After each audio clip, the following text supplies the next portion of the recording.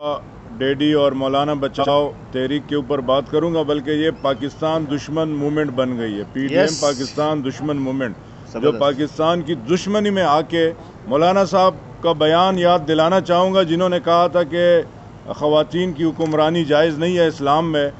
और जरदारी साहब का बयान याद दिलाऊंगा, जिन्होंने कहा था कि नवाज शरीफ ने इस मुल्क का वो हशर किया कि ये पाकिस्तानी कौम तो क्या, और अल्लाह भी उनको नहीं बख्शेगा, ना छोड़ेगा, ना हम छोड़ेंगे। और शहबाज शरीफ का बयान याद दिलाता चलूँ, जिन्होंने कहा कि लाड़काना सक्कर और कराची और लाहौर की सड़कों में घसीटूंगा और इनके पेट फाड़ के पाकिस्तान का पैसा निकलवाऊंगा। और आज एक स्टेज पर आ गए, तो इससे यह साबित हो गया कि ये पाकिस्तान दुश्मन मूवमेंट है।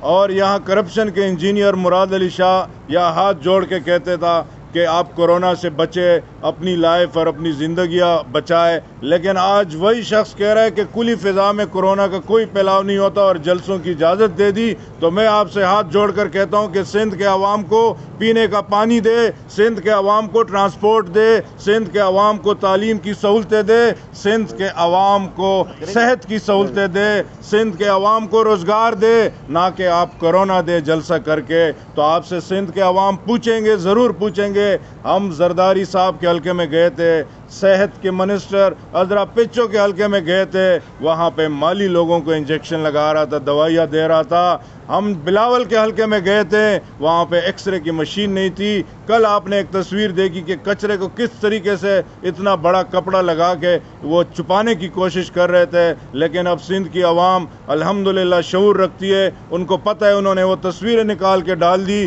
कि हमें इस कचरों से निजात दिलाए, हमें ये सीवरेज का निज़ाम बना कर दे, हमें यहाँ अस्पतालें ठीक करके दे।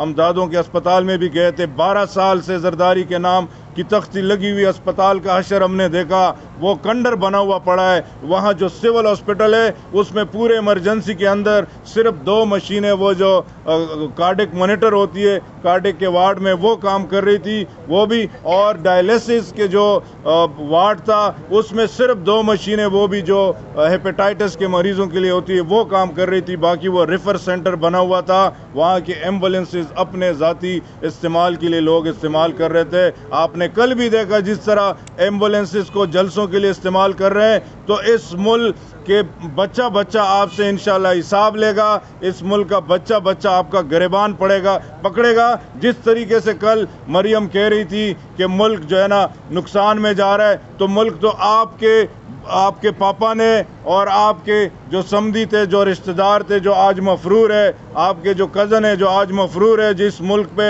आप लोगों की 40 साल की हुक्मरानी है, उसका जवाब क्या इमरान खान देगा? इदारों की तबाही का जवाब क्या इमरान खान देगा? वो आप लोगों से इस मुल्क के अवाम इंशाल्लाह पूछेंगे। आप बिल्कुल इख्तिताम की तरफ पहुँच चुके हैं। अब पाकिस्तानी अवाम को पता लग चुका है कि ये जो पेट फाड़ के पैसे निकाल लेते आज एक स्टेज पर आ गए, तो ये बात साबित हो गई है कि इमरान खान ही सच्चा लीडर है। और इंशाल्लाह आप इस्तीफे, कल मरियम साहिबा कह रही थी कि किसी ने शरारत करके गलती से 2 इस्तीफे स्पीकर के पास भेज दिए। तो बाबा जब ऐलान कर दिया तो शरारत और गलती कहाँ से आ गई? किस मुंह से असम्बलियों में बैठेंगे? जब इस्तीफों का ऐलान कर दिया, आके इस्तीफा देके तो देके। इंशाल्लाह ये सिंध में जो कुछ अजला में आपकी हुकूमत बची है, अगली बारी इस्तीफे के बाद आपकी ये हुकूमत भी नहीं आने वाली इंशाल्लाह सिंध के अंदर।